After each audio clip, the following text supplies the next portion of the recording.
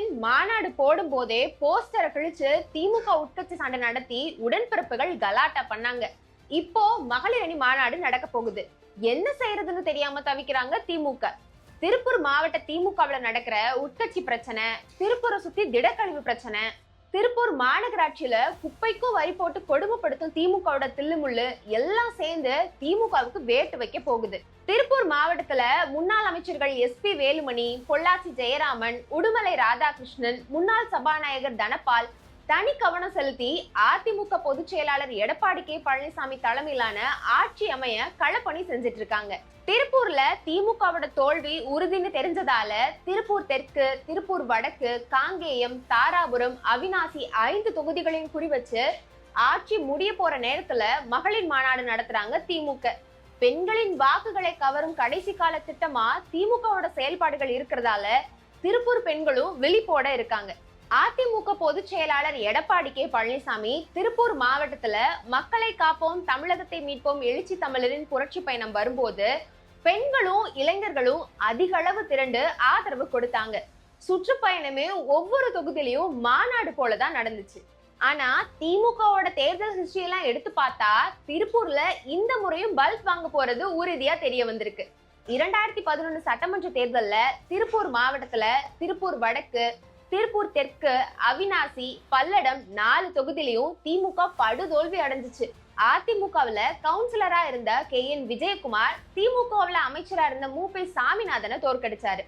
சாதாரண தொண்டரா இருந்தா கூட அதிமுக ஜெயிக்கும்னு முடிவானதுனால திமுக வேட்பாளர்கள் எப்போதும் தொகுதி மாறிதான் நிப்பாங்க. படுதோல்வியை ஏத்துக்க முடியாத திமுக மாவட்ட செயலாளர்களை அங்க இங்க தூக்கி அடிச்சு பார்த்தாங்க. ஆனாலும் கட்சி வளரல. கோஷ்டி சண்டை தான் அதிகமாச்சு. காங்கேயம் தொகுதிக்கும் தாராபுரம் தொகுதிக்கும் சேர்த்து மூப்பை சாமிநாதனை திமுக மாவட்ட செயலாளரா போட்டாங்க.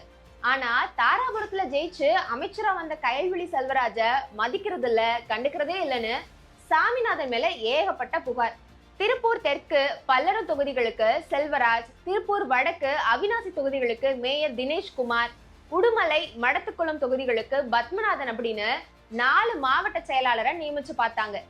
கட்சி வளராம திமுகவோட கோஷ்டிகள் கூடுதலா தனித்தனியா பிரிஞ்சுட்டாங்க. திருப்பூர் பக்கம் ஸ்டாலின் வரப்போறாருன்னு சொன்னாலே பேனரை கிழிக்கிறது, போஸ்டரை கிழிக்கிறதுன்னு திமுக காரங்க உற்சாக மூடுக்கு போயிடுறாங்க. உட்கட்சி சண்டையை தீர்க்க சாமிநாதனை மாநில பொறுப்புக்கு தூக்கி அடிச்சுட்டு மாவட்ட செயலாளர்களை மாத்தி பார்த்தாங்க.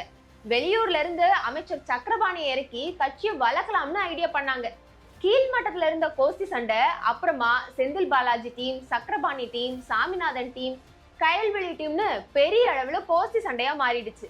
அதிமுகவுல திருப்பூர் மாநகர் மாவட்ட செயலாளரா இருக்கும் பொள்ளாச்சி ஜெயராமன், திருப்பூர் புறநகர் கிழக்கு மாவட்ட செயலாளரா இருக்கும் C மகேந்திரன், திருப்பூர் புறநகர் மேற்கு மாவட்ட செயலாளரா இருக்கும் உடுமலை ராதாகிருஷ்ணன் கட்சியோட வளர்ச்சி பணிகள், திண்ணை பிரச்சாரம், எடப்பாடியாரோட எழுச்சி பயணம் எல்லாத்தையும் சிறப்பா நடத்தி காட்டியிருக்காங்க.